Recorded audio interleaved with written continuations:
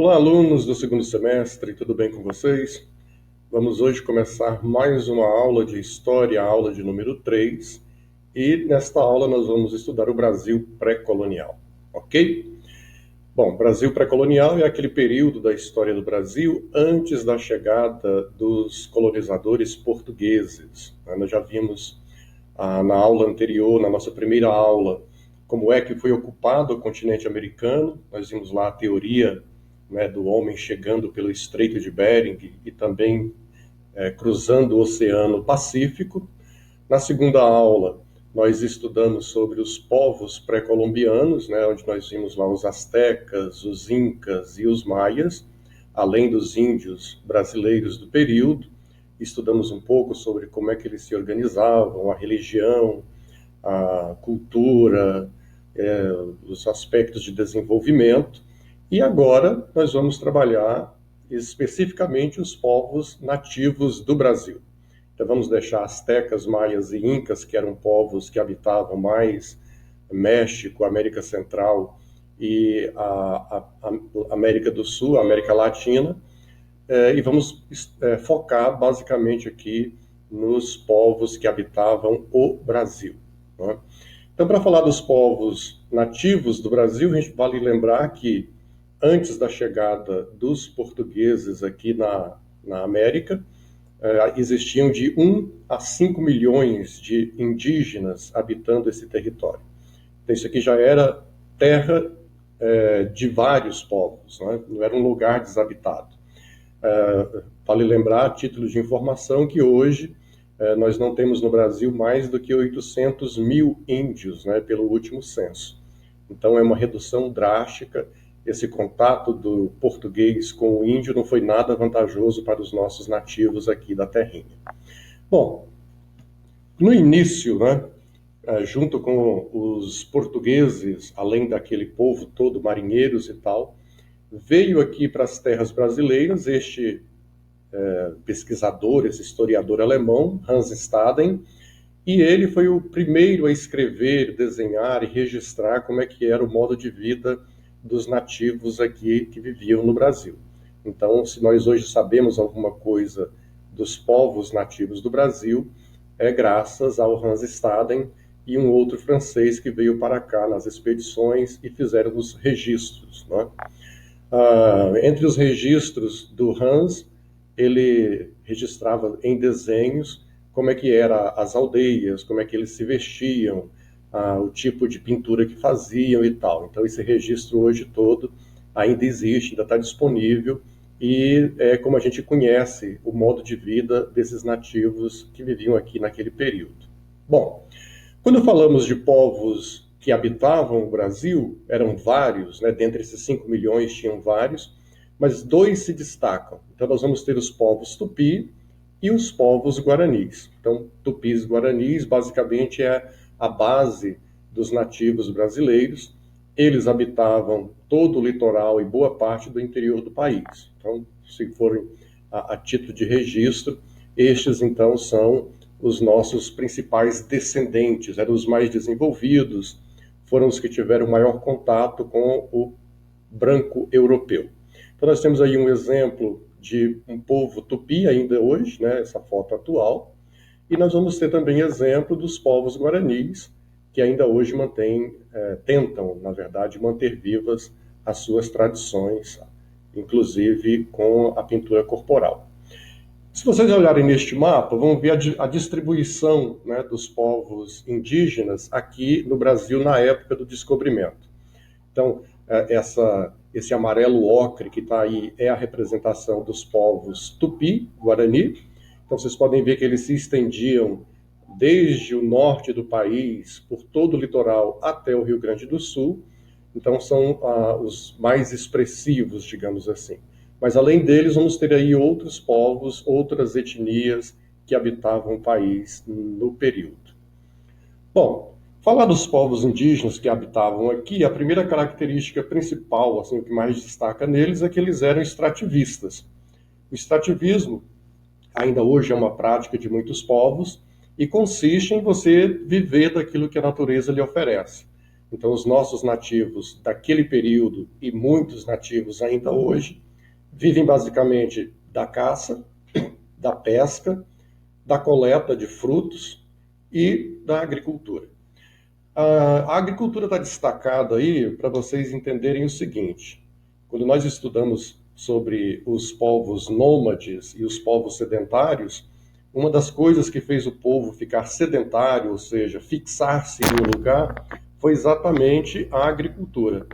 No entanto, os povos brasileiros, apesar de praticarem agricultura, de plantarem milho, mandioca, e frutas, etc., eles não se fixavam.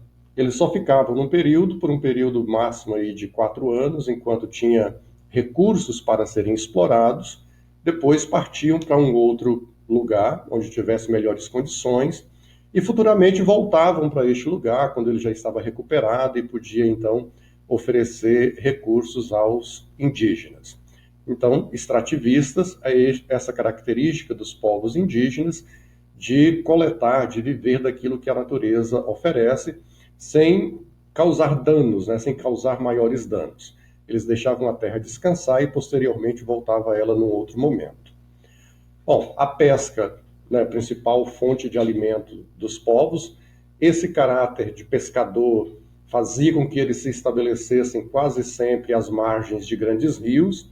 Então nós vamos ter aqui em Goiás, por exemplo, rios como o Araguaia, que era amplamente povoado pelos povos indígenas do período. Então, se oferecia comida, se era bom de pesca, lá estavam os índios estabelecendo as suas colônias. A mandioca é o principal cultivo que eles tinham no período, ainda hoje, né, e essa é uma herança que passou para nós também.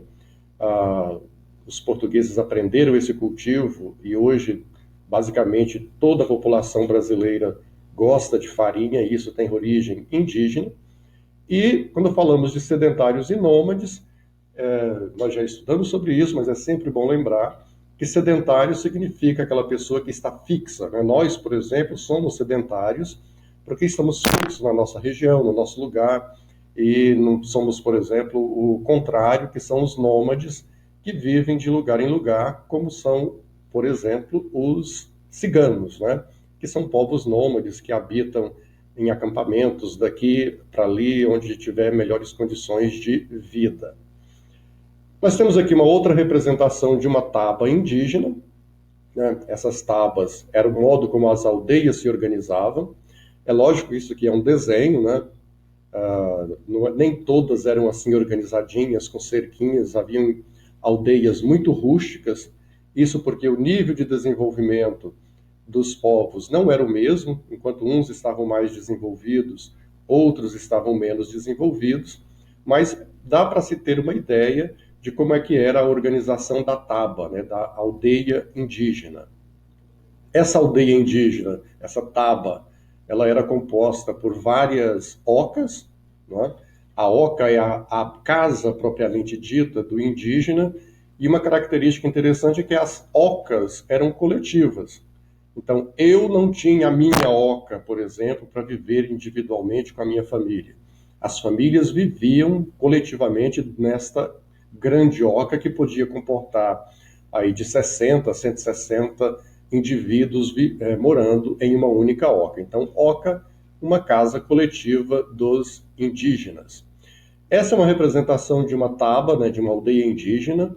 Ela é atual, ela está situada no Alto Xingu, e nós vamos ter aí as várias ocas que compõem esta aldeia indígena.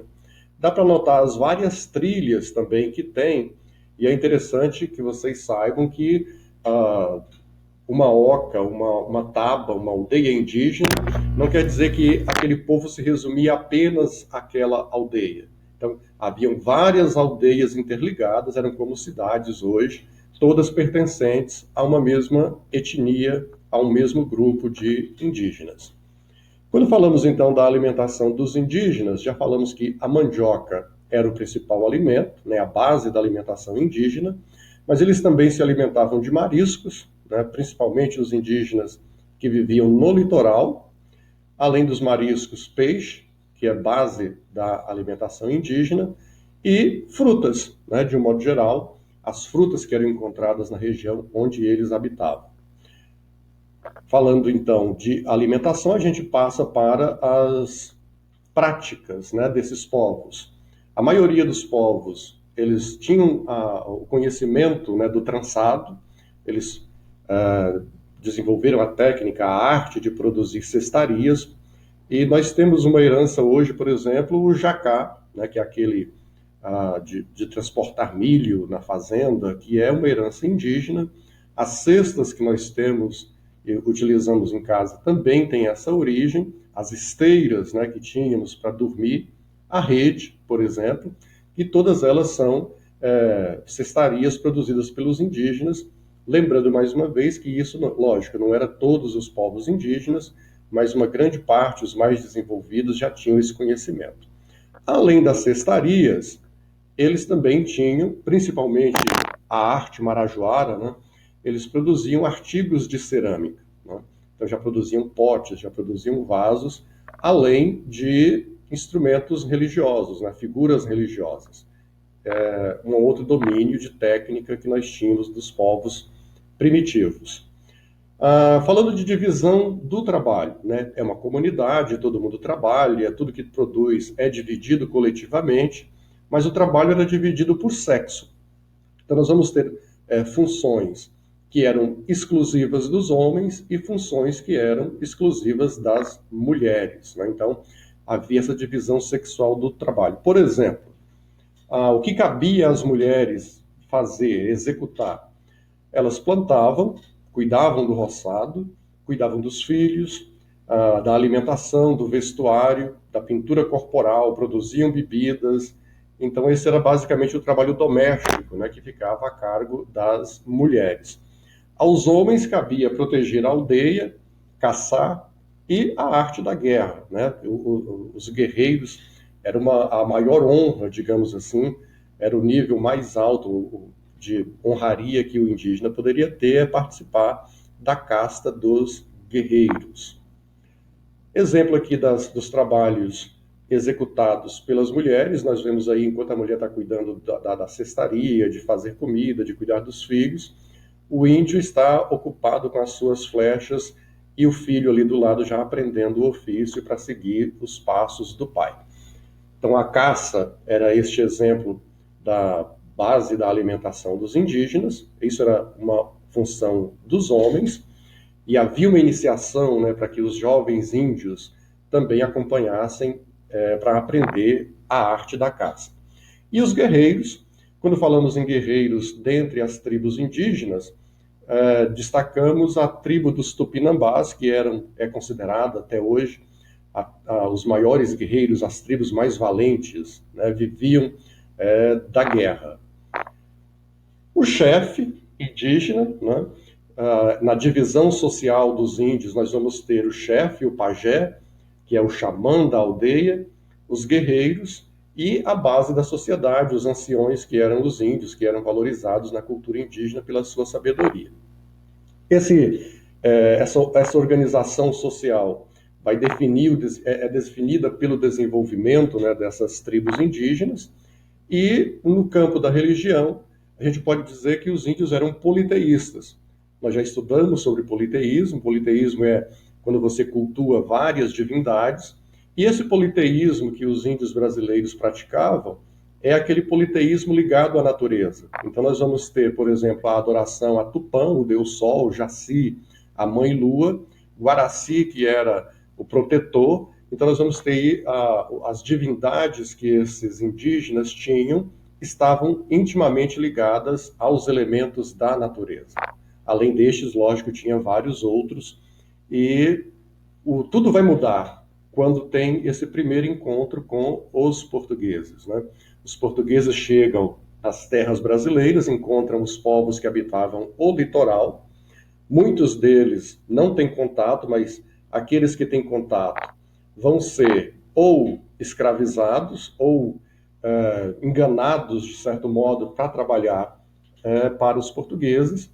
Esse trabalho primeiro vai ser com a exploração do pau-brasil, então os índios tinham que cortar, tinham que carregar, transportar esse material até os cais para serem transportados então para a Europa. Então a primeira base da economia portuguesa aqui no Brasil vai ser a exploração do pau-brasil e vai ser utilizando a mão de obra escrava, no caso do indígena, né?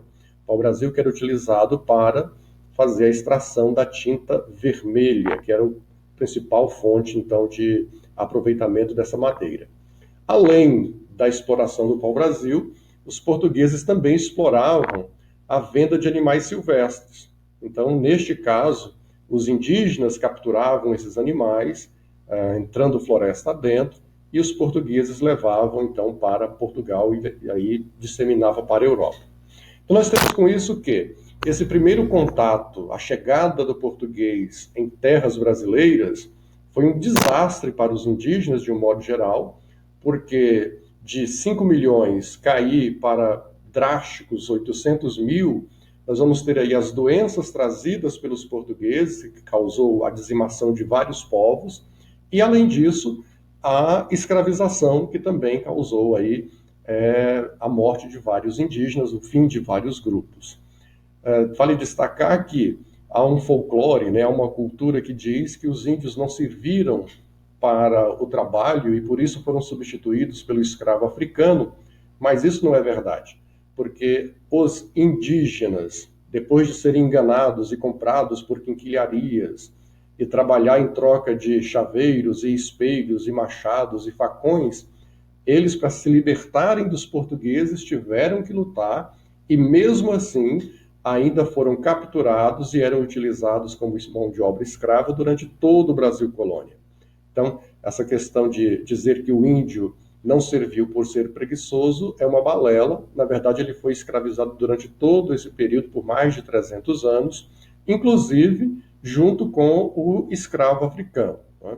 Mas isso é assunto para uma próxima aula, onde a gente vai aprofundar essa questão do Brasil pré-colonial e as formas de exploração.